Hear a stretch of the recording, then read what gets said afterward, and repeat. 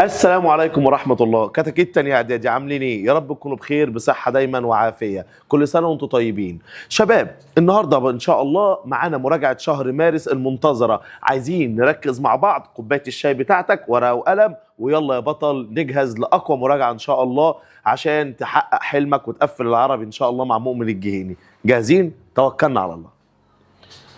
أول شيء يا شباب، إحنا نزلنا لكم على صفحة اليوتيوب عندنا شرح درس ايه يا شباب؟ المنادى كامل. نزله لك على مقطعين، يعني فيديوهين يا شباب. المقطع الاول كان عن المعرب، والمقطع الثاني كان عن المبني. النهارده جايين نطبق بقى مع شكل عملي على الكلام ده. يلا بينا نسمي الله. اول سؤال يا شباب بيقول لك ايه؟ اجعل الكلمات التاليه منادى في جمل من انشائك. ابص كده، فاهم الدرس. انا عشان اخلي كلمه فاهم دي منادى لازم ولابد اعمل ايه؟ لازم يا شباب ادخل عليها اداه النداء. برافو عليك. فهقول ايه؟ هقول يا. احط الجمله زي ما هي يا مستر مؤمن؟ قال لك عادي جدا، لان دي نكره ومعرفه فهيدينا منادى ايه؟ مضاف. فهقول ايه؟ يا فاهم الدرس. وممكن ازود حاجه من عندي واقول له ايه؟ اجتهد، واحط نقطه. يبقى في الحاله اللي زي دي كونت اسلوب ايه؟ نداء. السؤال اللي بعده، رافعون رايه العلم. رافعون رايه العلم. بيقول لك حط كلمه رافعون دي بحيث ان هي تكون منادى. هعمل ايه يا بطل؟ صلى على رسول الله. هقول يا رافعي رايه العلم. وممكن اقول لك ايه بعديها؟ مثلا اجتهدوا. يبقى يا رافعي راية العلم ايه؟ اجتهدوا. السؤال اللي جاي يا شباب عايز تركيز شوية. هو جايب لك كلمة واحدة بس وعايزها منادى. طب اعمل ايه؟ قال لك في نقطة، ان الكلمة اللي هو جايبها لك دي يا شباب اولها الف ولام، يعني نداء ما فيه ال، اللي بستخدم فيه ايها وايتها. ايها للمذكر وايتها للمؤنث. طب كلمة المعلم هستخدم لها ايه؟ ايها. يبقى انا هقول يا ايها المعلم. يا ايها ايه؟ المعلم. طيب ذو العلم، عايز اخلي ذو منادى.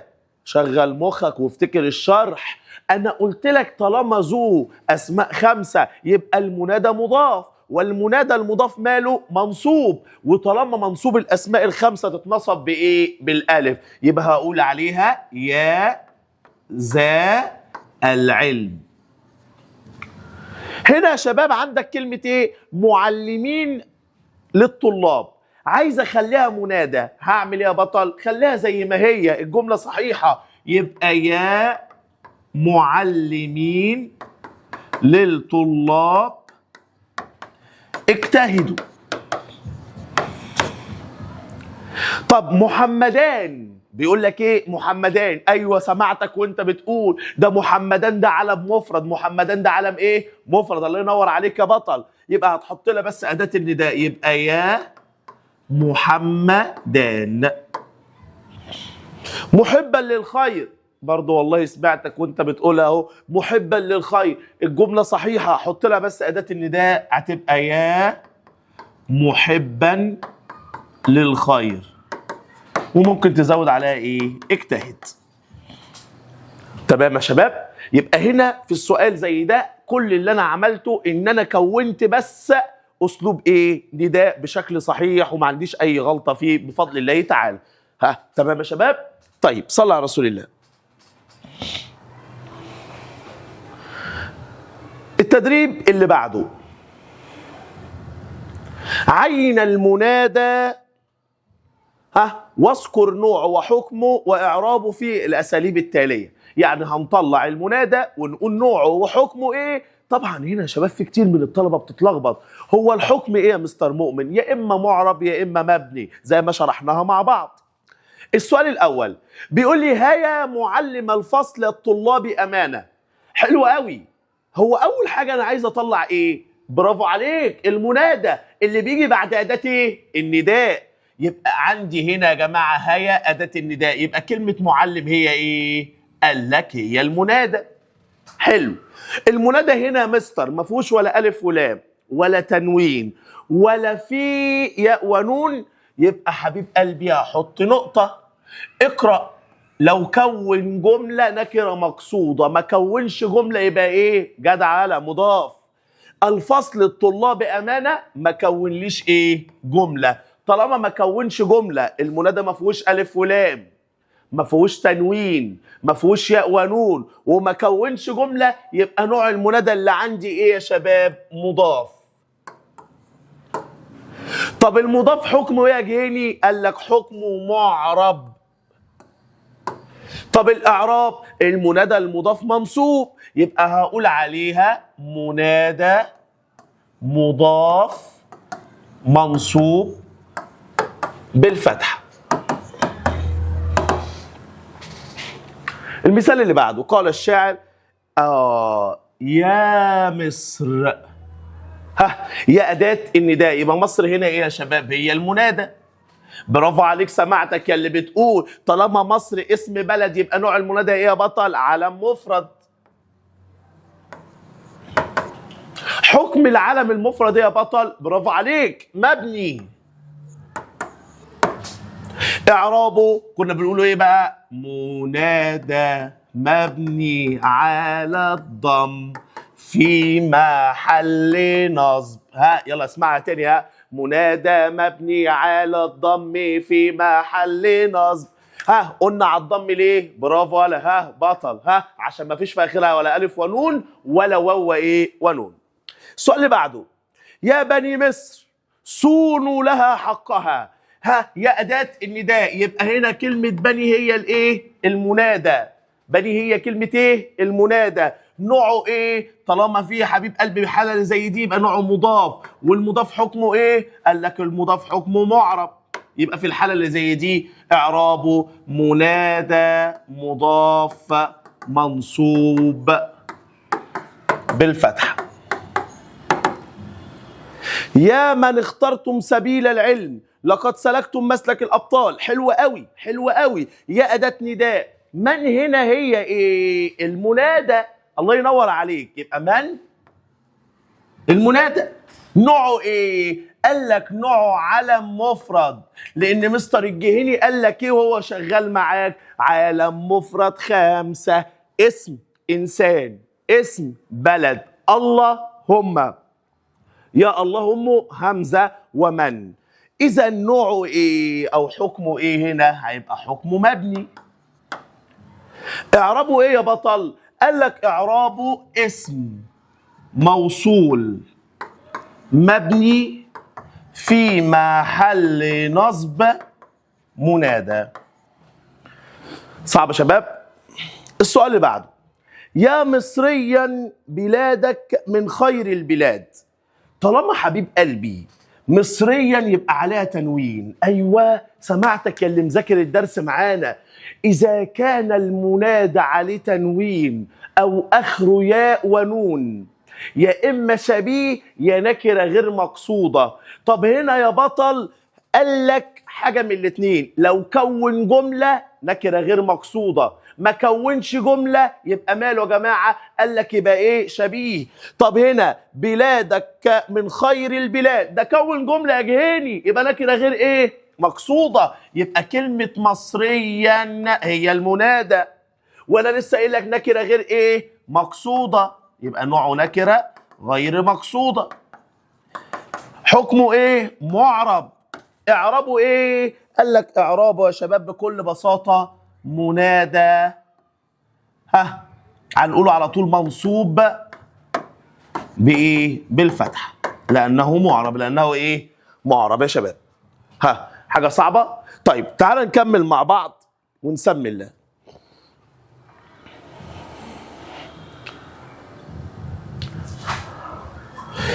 السؤال هنا بيقول لك ايه؟ يا اخا العلم، يا اخا العلم اقف. يا اداه النداء اخا هنا ايه؟ المنادى. حلوه قوي. اخا دي ما بتفكركش بحاجه يا راجل؟ ايوه ولا بالاسماء الخمسه. يبقى نوعه ايه؟ يبقى نوعه مضاف. والمضاف حكمه ايه؟ قال لك معرب. طب الاعراب ايه؟ هيبقى منادى مضاف منصوب يا شباب بالالف. لماذا يا جيني؟ لانه من الاسماء الخمسه، لانه من الاسماء الايه؟ الخمسه.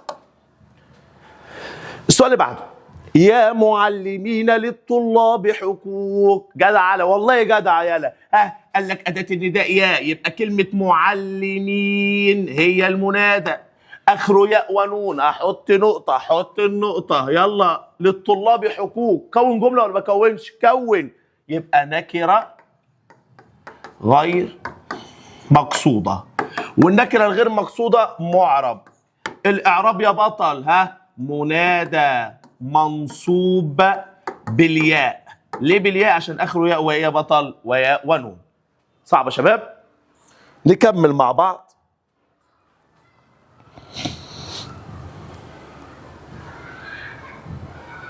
السؤال اللي بعده بيقول لك التدريب الثالث، اجب بما هو مطلوب بين الاقواس. يا كاتم السر انت وفي. سني الجمله. الاسئله بقى دي عايزك ايه؟ تنتبه ليها شويه. هو بيقول لي سني الجمله السابقه وغير ما يلزم، يعني اعيش حياتي فيها. حلو يا باشا. اولا نوع المنادى ايه؟ ما انا عشان اسني لازم احدد نوع المنادى. يا كاتم السر، احط نقطه السر انت وفي؟ لا، يبقى ده مضاف. ده منادى ايه؟ مضاف. والمنادى المضاف في التثنيه لا ياتي في اخره نون، لا ياتي في اخره ايه؟ نون. فهقول ايه؟ يا كاتمي اتنين اهو السر، ماله؟ انتما وفيان.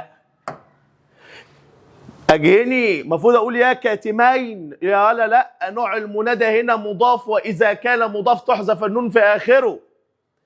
يا طالب العلم احرص على الجد. حول المنادى المضاف الى شبيه بالمضاف. حلو، الشبيه عايز تنوين. جدع يالا. هقول ايه؟ يا طالبا، حط له حرف جر. للعلم احرص على الجد. مستر عايز اتاكد من اجابتي صح ولا غلط. جرب يا باشا. عليه تنوين، حطي نقطه، كون جمله غير مقصوده. ما كونش يبقى شبيه. للعلم احرص على الجد، ما كونش يبقى بطل، خليتها شبيه. يا عامل اتقن عملك ولا تتكاسل. اجعل المنادى في الجمله جمع مذكر. حلو، احدد نوع المنادى، وطالما قال لي جمع مذكر يبقى اخره واو ايه؟ ونون. طب هنا بيقول لك ايه؟ يا عامل اتقن عملك ولا تتكاسل. حلو قوي. عامل احط نقطه، اتقن عملك ولا تتكاسل دي جمله، يعني معنى كلامي ده ان هو نوعه ايه؟ نكره مقصوده. نكره ايه يا شباب؟ مقصوده. حلو. طب اما هو نكره مقصوده اعمل ايه يا مستر مؤمن؟ قال لك بكل بساطه هتقول لي يا عاملون اتقنوا عملكم ولا تتكاسلوا. يا أخا أو أخا للعرب الأمانة سمة الأوفياء. هنا اللعبة اللي أنت هتشيل منها بس إيه؟ التنوين، يبقى يا أخا للعرب.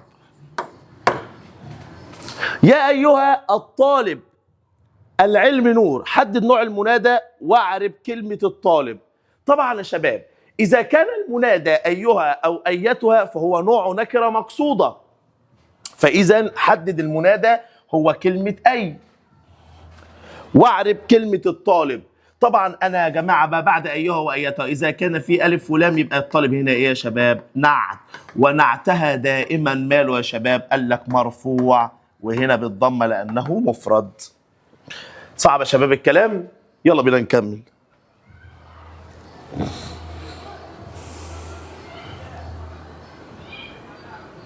حلو قوي السؤال ده، جميل قوي. فكرته حلوه وبسيطه. بيقول لك ايه؟ يا نور احرص على المذكره، تمام؟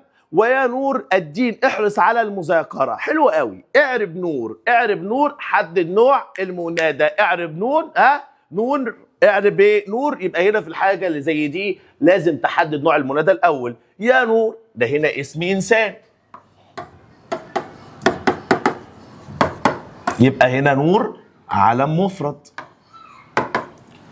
طب يا نور الدين، ده هنا اسم مكون من مقطعين يبقى مضاف.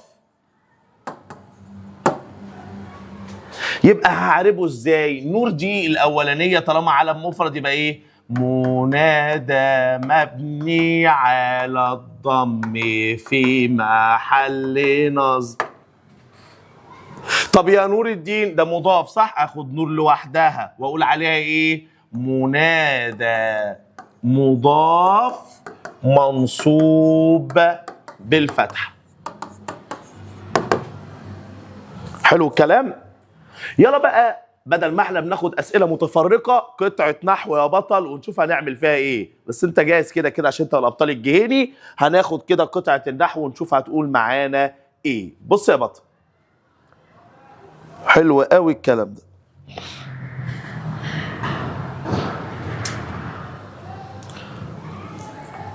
بيقول لك ايه؟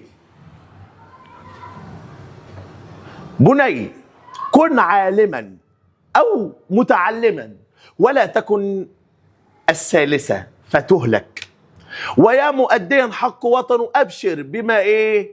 يسرك، فأنت الأسمى ولا تخشى شيئا أيها البطل ولو كادت لك الدنيا مجتمعة. حلوة قوي.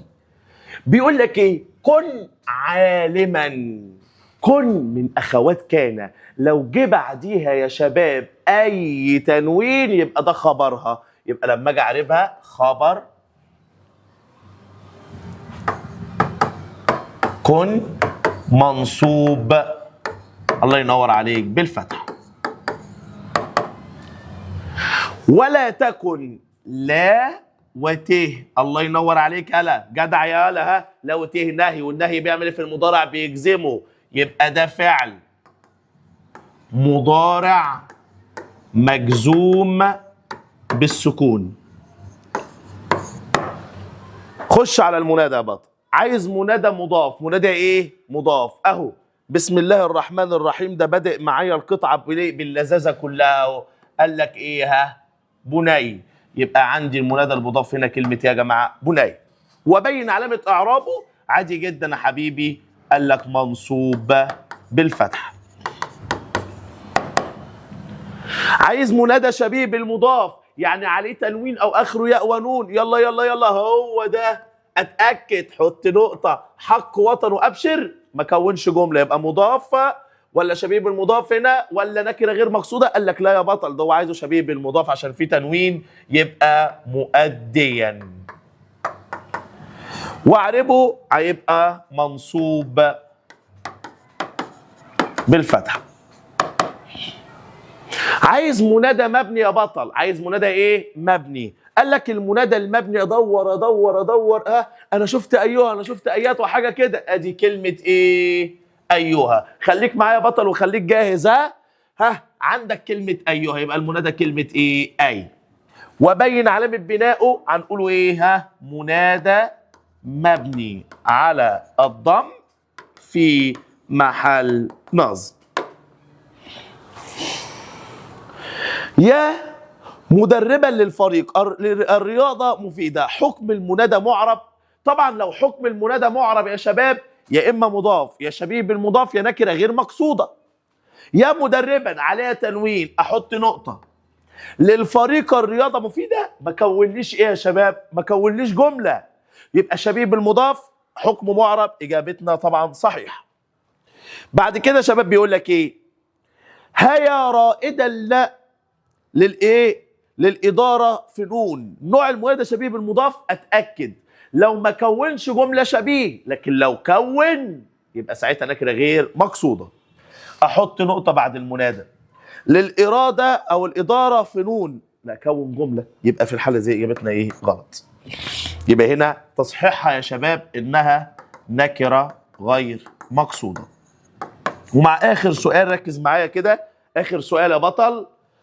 يا أيها، يا إيه؟ ركز معايا. يا إيه؟ أياتها المعلمة. الفهم أساس. الفهم إيه؟ أساس الإبداع. المنادى هنا كلمة المعلمة باشا. طالما أيها وأياتها يبقى المنادى كلمة أيت. يبقى الكلام ده إيه؟ غلط. ويبقى كده حلنا مع بعض يا شباب اسئله كتيره جدا على ايه المنادى عشان نبقى ظبطناه مع بعض. ويلا بينا نكمل مراجعتنا. شهر مارس شهر الخير. يلا يا ابطال انت مع الجيني كون قائد ايه حلمك، ويلا بينا نكمل. بعد ما خلصنا المنادى وحلينا عليه يلا بينا يا ابطال على التمييز. قبل بس ما عايزك تحل على التمييز معايا كده في المراجعه بتاعت النهارده، بص على التمييز في اليوتيوب عشان حضرتك تبقى ايه مراجع الدرس وعارف تحل عليه. توكلنا على الله. السؤال الاولاني، عين التمييز وبين نوعه وشكرا. مش عايز بقى افتكاسات، هو بيقول لك طلع التمييز وقول لي ايه نوعه. بيقول لك ايه واشتعل الراس ايه شيبا. يبقى عندك كلمه التمييز يا جماعه كلمه ايه شيبا. الله ينور عليك. يبقى هو ده التمييز. طبعا نوع التمييز هنا ايه يا شباب؟ قال لك بالعقل وبالمنطق. هو انا عندي عدد؟ قال لي لا. عندي وزن؟ قال لي لا. عندي كيل؟ قال لي لا. عندي مساحه؟ قال لي لا. خلاص يبقى تمييز ماله يا جماعه؟ قال لك نوعه في الحاله اللي زي دي يبقى ملحوظ. ما اعرق وطني حضاره. حلو قوي. قال لك يبقى هنا التمييز كلمة يا جماعة حضارة معروفة تمام كده، بس قال لك نوعه ايه؟ وزن كيل مساحة؟ لا. يبقى نوعه ايه؟ ملحوظ. في الفصل 5 طلاب. اقف بقى هنا يا بطل. قال لك الرقم 5 احنا قايلين اللي بيجي بعد العدد يبقى تمييز ملفوظ.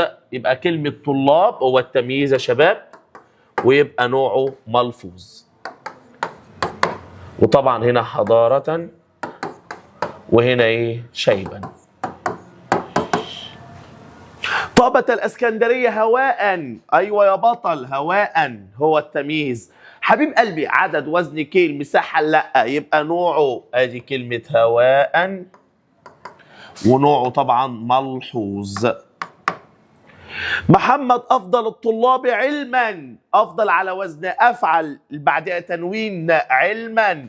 يبقى كلمه علما وطبعا نوعه ايه؟ ملحوظ. اشتريت كيلو وزن. يبقى اللي جاي بعد الوزن يبقى ايه يا جماعه؟ تمييز. طبعا يبقى نوعه هنا ملحوظ. باع الفلاح اردبي ايه؟ قمحا. قال لك اهو قمح. نوعه ايه؟ طبعا ملحوظ لان ده هنا في كيل. في الجنيه 100 قرش. حلوه. يبقى كلمه ايه؟ قرش عندنا يبقى هي ايه يا جماعه؟ طبعا ال100 عدد يبقى ملحوظ. ما اجمل النجاح هدفا. ما اجمل النجاح ايه يا شباب؟ هدفا. بطل ما اجمل النجاح هدفا. في الحاله اللي زي دي كلمه هدفا هي اللي تمييز، لان احنا قلنا في اسلوب التعجب لو في حاجه منونه بعديه يبقى في الحاله اللي زي دي تمييز. زي ما جيت شرحت لك في المثال وقلت لك ما اجمل الاسلام دينا، كنت بقول لك ان كلمه دينا ايه؟ تمييز. فلما اجي اقول لك ما اجمل النجاح هدفا يبقى هدفا هي التمييز ويبقى برضه ملحوظ. ازداد الطالب علما. ازداد او زاد او الكلام ده كله من الافعال اللي هي هيجي بعدها تمييز يبقى كلمه علما يبقى ملحوظ. يبقى كده في التدريب الاول طلعنا التمييز وقلنا نوعه ايه. يلا بينا يا شباب ناخد ايه التدريب الثاني.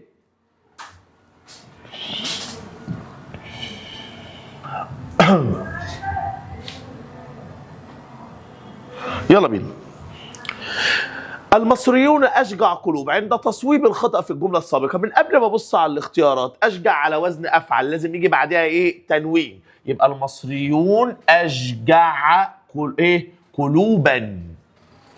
امتلأ الدلو ماء. التمييز في الجمله محول عن ايه؟ امتلأ. مين امتلأ؟ الله ينور عليك. طالما سألت مين يبقى ده ايه؟ محول عن فاعل. بئس صفة التنمر. صفة طالما بئس كنا قايلين قبل كده هي على جنب لو لقيت نعمة أو لقيت بئس بعدها نكرة منصوبة تمييز يا بطل. فين الإعراب؟ قال لك تمييز منصوب بالفتحة الظاهرة. أمتلك فدانا. هنا يا جماعة فدان ده ملفوظ، فإما أن يأتي منصوب إما أن يأتي مجرور، يعني يجوز في الحالتين طالما ملفوظ. يبقى ينفع أرزا، ومن إيه؟ الأرز يبقى كده الأولى والثانية. باع الفلاح نقط قطنا قنطارا ولا قنطار ولا قنطاري ولا قنطار عادي؟ طبعا هنا يا جماعة باع فعل، الفلاح فعل، يبقى هنا مفعول إيه؟ به، يبقى قنطارا بالتنوين عشان منصوبة. عظمت مصر شعبا، نوع التمييز في الجملة السابقة في عدد؟ لا. في وزن؟ لا. في، يبقى ملحوظ طبعا زي ما انت شايف. صعب يا شباب؟ طب توكلنا على الله.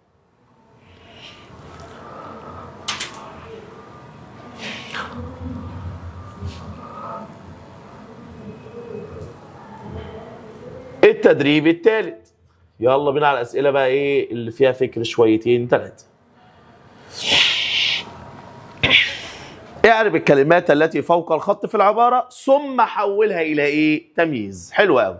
حضارة اسم ابتدى بالجملة، يبقى أنا أعربه إيه يا شباب؟ قال لك برافو عليك، مبتدأ مرفوع بالضم. وتحويلها إلى تمييز يبقى إيه؟ عظمت مصر حضارة. الله ينور عليك. ليه؟ عشان هنا أنا إيه اللي عظم عندي؟ قال لك الحضارة ميزتها. زاد سكان الوادي، هو مين اللي زاد؟ سكان، زاد فعل، مين اللي زاد سكان؟ يبقى ده إيه؟ فاعل مرفوع بالضمة. طب عايز اخليها تمييز، اضرب مقصك الجميل، يبقى ها زاد الوادي سكانا. فجر الله عز وجل عيون الارض. طبعا هنا اعربها، فجر فعل، مين اللي فجر؟ الله. فجر ايه؟ عيون، يبقى ده مفعول به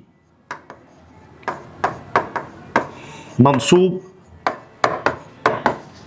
بالفتحه. تحولها الى تمييز يا شباب، يبقى هنا حبيب قلبي هتفضل زي ما هي، بس كلمه عيونا، لان انا ميزت اللي اتفجر او طلع ايه؟ العيون، يبقى عيونا عشان تبقى تمييز ملحوظ. امتلأت ثروات النيل، هنخليها امتلأت، هي مين اللي امتلأت؟ الثروات، يبقى هنا يا جماعه فاعل مرفوع بالضمه. ونسيب الجمله زي ما هي، لا امتلأ ايه يا جماعه؟ النيل مقصك الجميل ها ثرواتا. صعب يا شباب؟ ويلا بينا نخش على التدريب اللي بعده.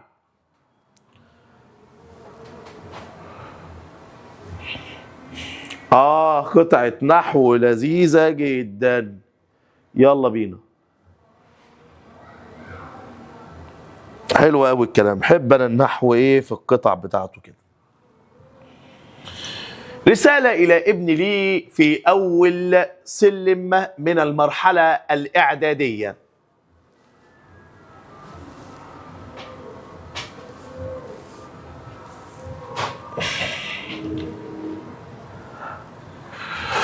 يلا بينا يا شباب. قال لك كن أكثر اجتهادا من ذي قبل، واستعن بما درسته في المرحلة الابتدائية، واصغر لنصائح معلميك، وأعن من استعان بك من زملائك، فأنتم أيها الفتيان عماد الوطن. هنا يا جماعة بيقول لك إيه؟ من المرحلة الإعدادية. حلو قوي السؤال ده، وركز بقى معايا شوية. من حرف جر، المرحلة فيها أولها ألف وإيه؟ ولام. الإعدادية في أولها ألف وإيه؟ ولام. أنا وصفت المرحلة إن هي مرحلة الإعدادية، يبقى في الحالة اللي زي دي نعت. ماله؟ بياخد إعراب اللي قبله، اللي قبليه اسم مجرور، يبقى ده نعت ماله؟ مجرور بالكسر. بيقول لك إيه بعديها؟ كن أكثر.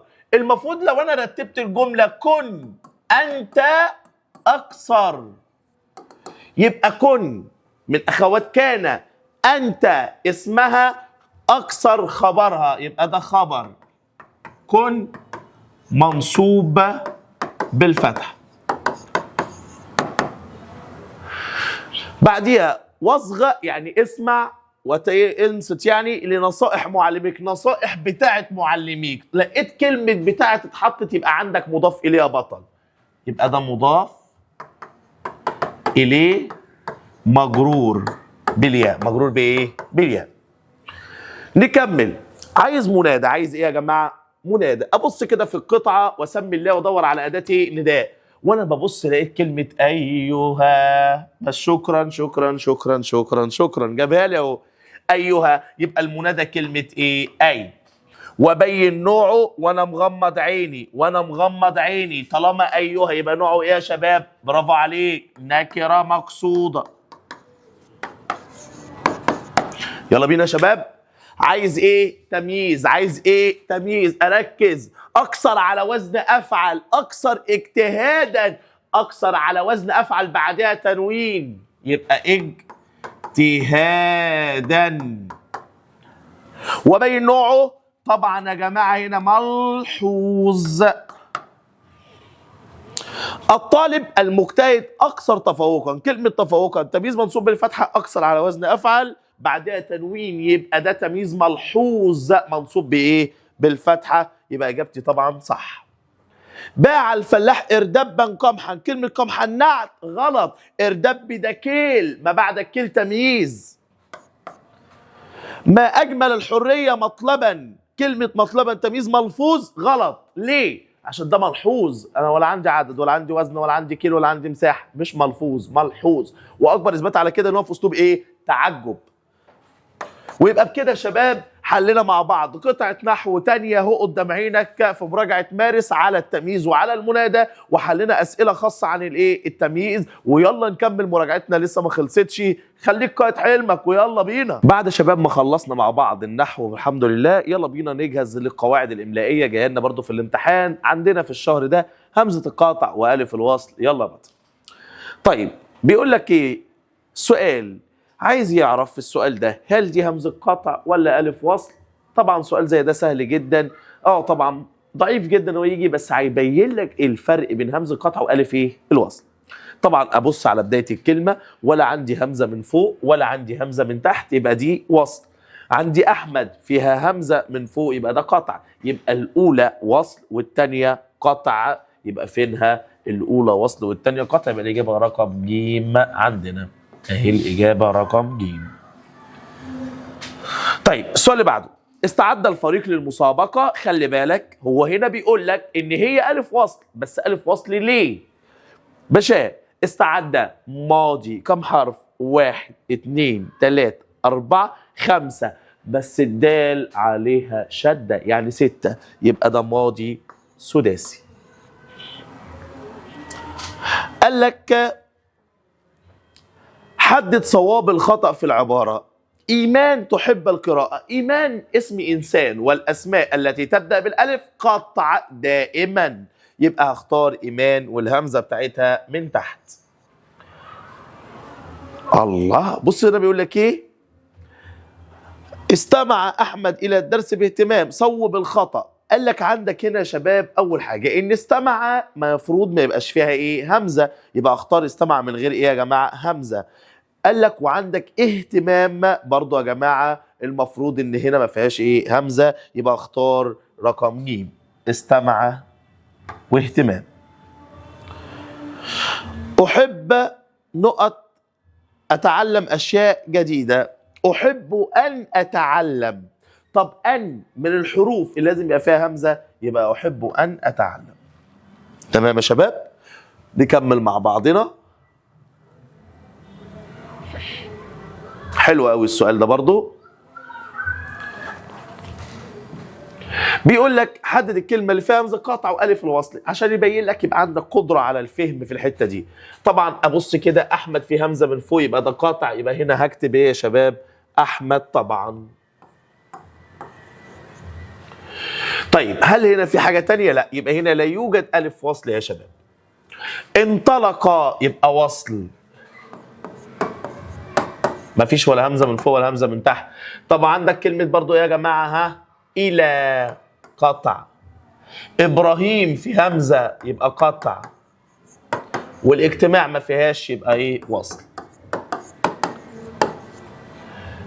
اجتمع الفريق في ساحة المدرسة. طبعا هنا مفيش قطع، بس عندي كلمة المدرسة مثلا وعندي كلمة الفريق.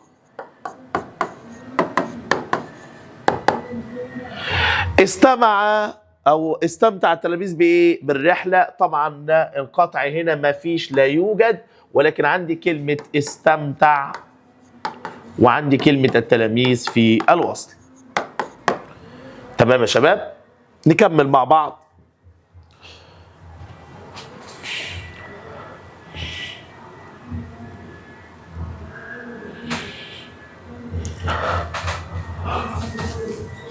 التدريب الثالث، أكمل بما هو مطلوب في الجدول. حضرتك هتقول لي نوع الهمزة قطع ولا وصل وسببها إيه، وده حاجة مهمة جدا.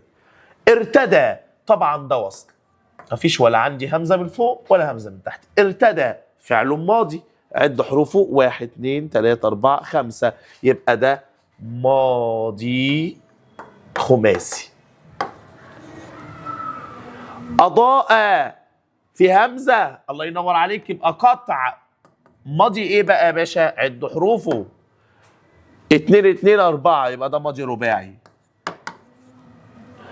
اشرف جوز خالتك، ركز، يبقى ده ايه؟ قطع.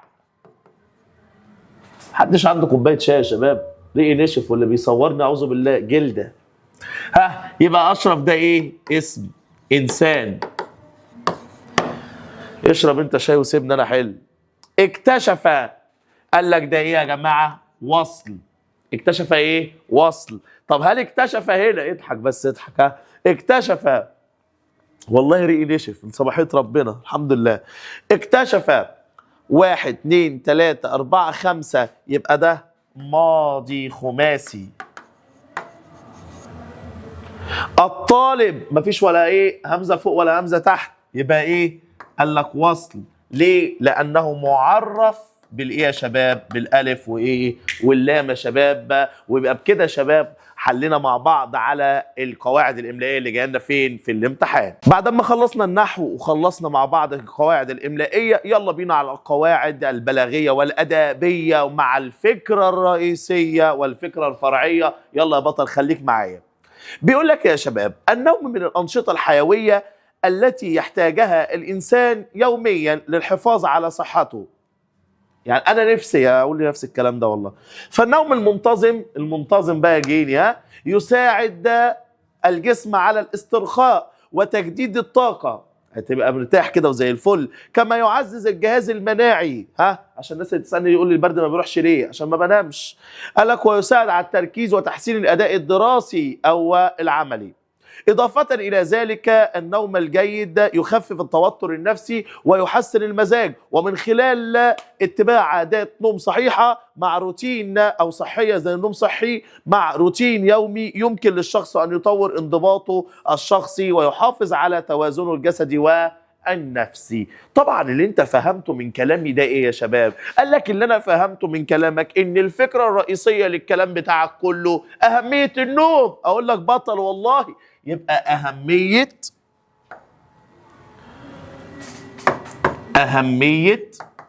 النوم. حلو الكلام؟ طيب هيجي يسألك بقى بيقول لك ايه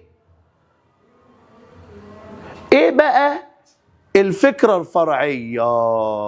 أقول لك ركز معايا وصلي على رسول الله. الفكرة هنا بقى الفرعية عندي كذا فكرة. أول حاجة ممكن نقولوها يا شباب، النوم وفوائده للجهاز المناعي. وممكن أقول لك النوم وعلاقته بصحة الإنسان. تمام يا شباب؟ طيب السؤال اللي بعده، التدريب اللي بعده، يلا بينا على الغذاء. حلو قوي السؤال ده، يلا بينا. الغذاء الصحي ضروري لجسم الإنسان ليبقى قويا وسليما، وتناول الفواكه والخضروات والبروتينات يساعد على تقوية المناعة وتحسين النوم والحفاظ تحسين النمو والحفاظ على صحة القلب والعظام. عشان تبقى بطل كده، إضافة إلى ذلك تجنب الأطعمة الغنية بالدهون والسكريات، ويحمي الجسم من الأمراض المزمنة مثل السكر وارتفاع ضغط الدم. ربنا يعافينا جميعا. الفكرة الرئيسية اللي أنا شايفها هنا إيه يا شباب؟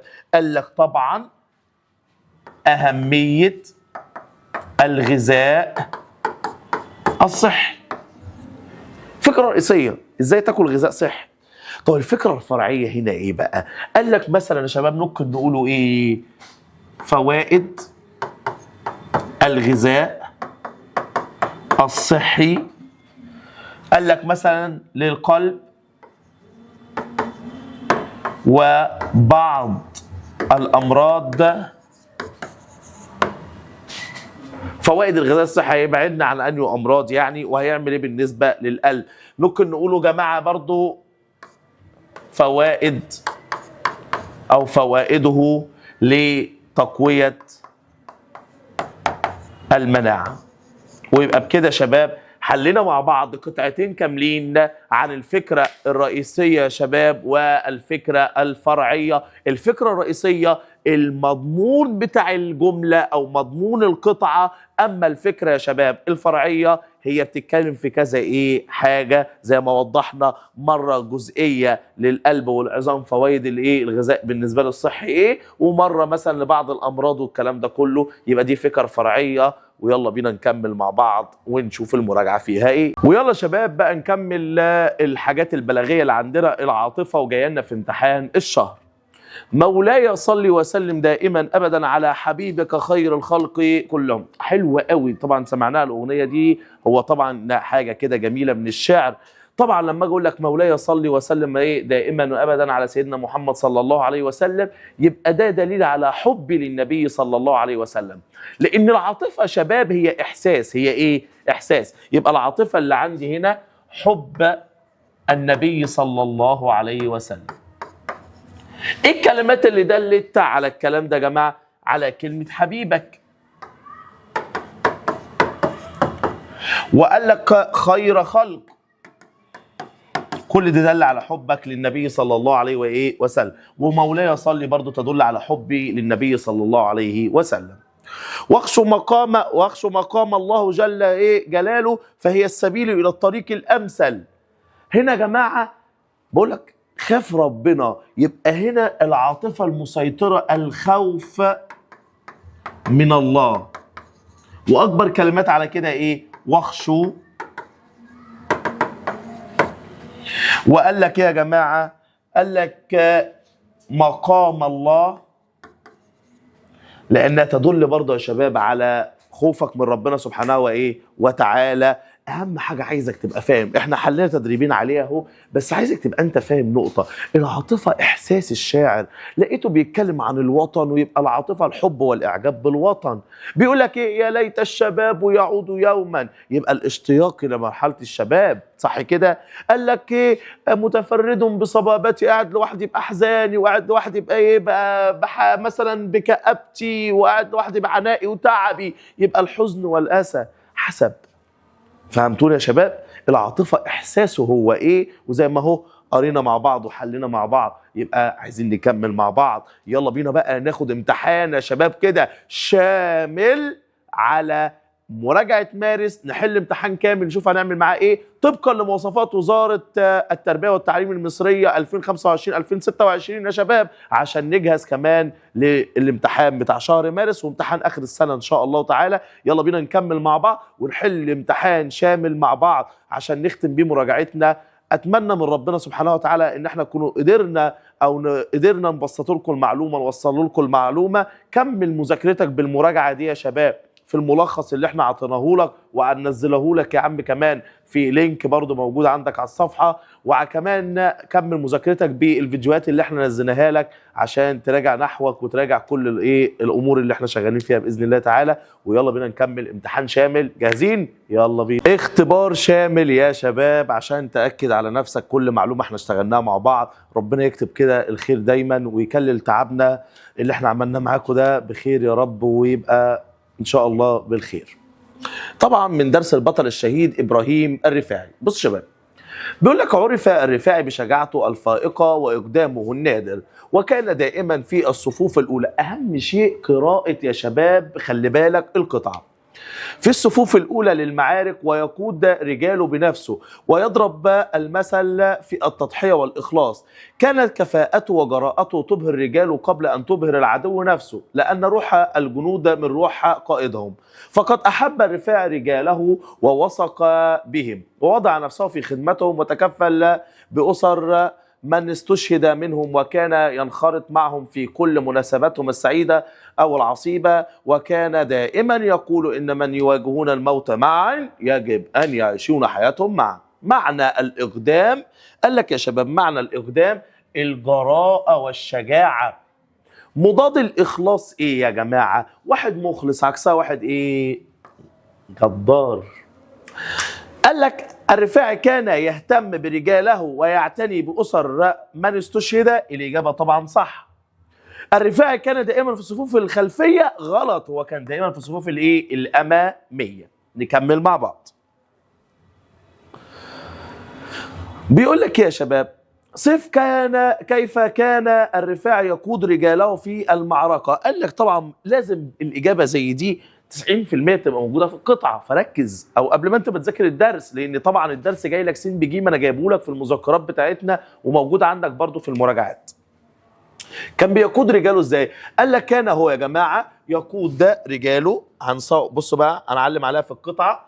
يقود اول من الاول اهو، يقود رجاله بنفسه ويضرب المثل في التضحيه والاخلاص، وكانت كفاءته وجراءته تبهر رجاله قبل ان تبهر ايه؟ العدو نفسه. يبقى دي كده إجابة السؤال رقم ج. تمام كده يا شباب؟ أهو يقود رجاله بنفسه ويضرب المثل في التضحية والكلام ده كله. السؤال اللي بعده بيقول لك إيه؟ لماذا تعتقد أن احترام القائد للرجال واهتمامه بإيه؟ بأسرهم يجعلهم أكثر ولاء له؟ أكثر ولاء إيه يا جماعة؟ قال لك ايه؟ له. بيقول لك ايه بقى؟ الاجابه هنا هي موجوده اهي. لان روح الجنود من روح قائدهم، فقد احب الرفاعي رجال ووثق بهم ووضع نفسه في خدمتهم وتكفل باسر الشهداء بتاعهم. ودي تبقى الاجابه برقم السؤال اللي بعده. تمام يا شباب؟ يبقى احنا كده عرفنا اجابه السؤال الاولاني والسؤال الثاني. كيف كان يقود رجاله؟ قال لك يقود رجاله بنفسه ويضرب المثل. طب ازاي بقى كان هو زي ما بيقولوا كده بيعتبر الرفاعي من الناس اللي ما سابتش اسر الشهداء اللي هم من رجاله؟ قال لك اهو لان روح الجنود من روح ايه؟ قائدهم، فقد احب الرفاعي رجاله ووثق ايه به ووضع نفسه في خدمتهم. يلا نكمل يا ابطال تانية اعدادي. انا عارف ان انا تعبتكم معايا، بس ربنا يجعله فايده دايما يا رب. شريان العالم قناه السويس من الدروس برضو المهمه اللي نخلي بالنا منها. بيقول لك في قلب التاريخ وعلى ضفاف المجد تقف مصر شامخة كما عاهدها العالم، صانعة للحضارة حامية لهويتها وقادرة على تحويل التحديات إلى إنجازات. قال لك تخلدها الأجيال ويأتي مشروع قناة السويس الجديدة تجسيدا حيا لهذه الروح المصرية الأصيلة، فقد كان أكثر من مجرد مشروع تنموي، بل رسالة واضحة للعالم بأن مصر التي حفرت القناة الأولى بعرق أبنائها قادرة اليوم على شق مجرى جديد بإرادتها المستقلة وعزيمتها التي لا تلين. بعزيمتها التي إيه؟ لا تلين. معنى كلمة الشامخة عالية ومرفوعة الرأس. مضاد العزيمة الضعف. النص يوضح أن مصر قادرة على تحويل التحديات إلى إنجازات. طبعا فقرة النص تصف مشروع قناة السويس الجديدة كمشروع تنموي فقط. غلط. قال لك لا. مستر ده مشروع تنموي. قال لك لا، كان أكثر من مجرد مشروع تنموي. ركز في الكلام وصحصح. ما الرسالة التي يريد النص إيصالها عن مصر؟ قال لك يا جماعة أن مشروع قناة السويس هو كان رسالة واضحة للعالم بأن مصر التي حفرت القناة الأولى بعرق أبنائها قادرة على أن تحفر يا جماعة القناة للمرة الثانية وشق مجرى جديد بإرادتها المستقلة. تمام يا شباب؟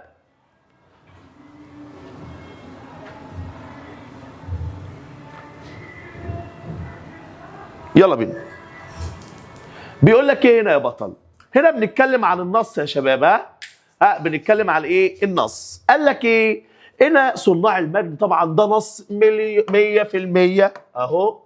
اهو قال لك على رأي ايه؟ اهو 100% في الامتحان، لان هو الوحيد المقرر عليك في شهر ايه يا شباب؟ مارس.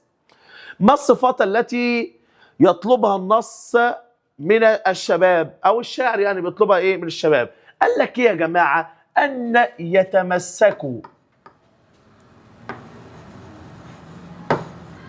ببعضهم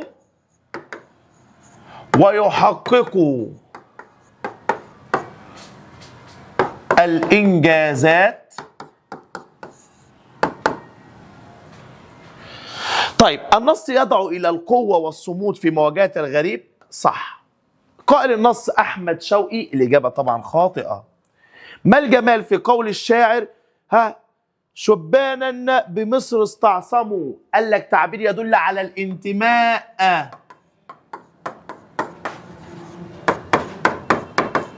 الانتماء والولاء لمصر. والولاء لمين؟ لمصر. نكمل مع بعض.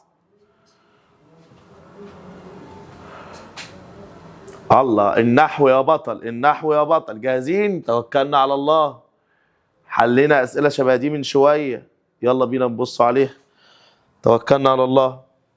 أيها الطلاب اجتهدوا في دروسكم لتتفوقوا في حياتكم، فقد منحكم المعلم الذي ينير الطريق أمامكم، فالطالب المجتهد أكثر حرصا على طلب العلم. صلى على الرسول ويلا بينا. هو عايز أول حاجة يعرف كلمة المعلم. منح فعل. مين اللي منح؟ المعلم، يبقى ده فاعل مرفوع بالضمه يا بطل. طيب بيقول لك ايه؟ فقد منحكم المعلم الذي ينير الطريق. هو مين اللي منح؟ المعلم. منح ايه؟ الطريق. يبقى هنا منح ايه يا جماعه؟ الطريق. يبقى مفعول ايه؟ به، منصوب بالفتحه. مفعول منصوب ايه؟ بالفتحه. حتى كان مفعول منح بتنصب مفعولين، ليس اصلهم المبتدا وايه والخبر، يبقى منح مفعولين يا شباب. منح ومنع واعطى والبس وكسى واهدى وسال، فممكن تبقى مفعول عادي تاني، مفيش مشكله فيها. استخرج من الفقره السابقه ما ياتي. عايز منادى، عندك كلمه ايها، يبقى عندك اي، وبين نوعه نكره مقصوده. عايز تمييز، ادور على كلمه، بيبقى اشهر حاجه كلمه على وزن افعل بعدها تنوين. اكثر على وزن افعل، حرصا على تنوين، يبقى هو التمييز. نوعه ملحوظ طبعا ومنصوب بالفتحه. يلا بينا. بيقول لك باع الفلاح اردبي شعيرا. طبعا يا جماعه اردبي يبقى هنا في مفروض شعير تتكتب كده، مش تنوين من فوق. عفوا. يلا بينا. يا طالب اجتهد في الدراسة، ويا طالبا. باشا منادى ما فيهوش ألف ولام ولا تنوين ولا ياء ونون. أحط نقطة، أقرأ الجملة، كون جملة، نكرة مقصودة، ما كونش يبقى مضاف. اجتهد في دراستك وأنا مغمض عيني، ده نكرة مقصودة يا مولانا. والنكرة المقصودة يا رب يا جيني منادى مبني على الضم في محل نصب. يلا يا بطل، يلا يا بطل. عايز اللي بعديها يا طالبا، عليها ايه؟ تنوين. عليها ايه يا شباب؟ تنوين. ركزوا معايا يا بابا. عليها تنوين. يا شبيه يا نكره غير ايه؟ مقصوده.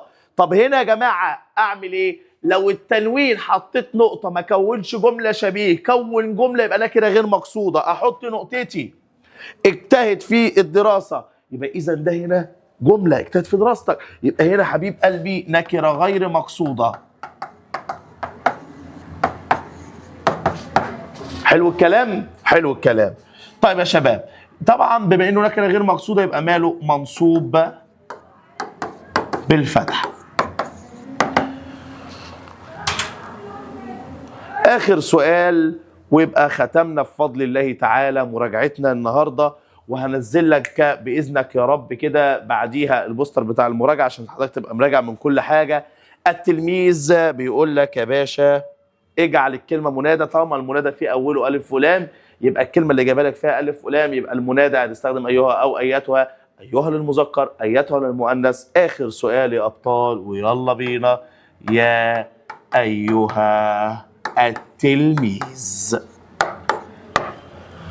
وبكده نقدر نقول اللهم لك الحمد حمد الشاكرين يا رب العالمين. اللهم لك الحمد على كل شيء لا انت تدعونا يا رب. احنا بنحمد ربنا اللي احنا قدرنا نديكم كده مراجعه شهر مارس طلاب تانية اعدادي. كل سنه وانتم طيبين، ويا رب اشوفكم احسن الناس دايما وعلى خير يا رب العالمين. كل سنه وانتم طيبين، اشوفكم على خير. اشوفكم بقى في ان شاء الله في مراجعه النهائيه، وبرضه هننزل لكم برضه الدروس بتاعتنا تدريجيا زي ما احنا شغالين في المنهج، وننزل لك المراجعه النهائيه باذنك يا رب على خير. كل سنه وانتم طيبين. استاذ مؤمن الجيني، استاذ اللغه العربيه في محافظه الاسكندريه. اشوفكم على خير. كن قائد حلمك.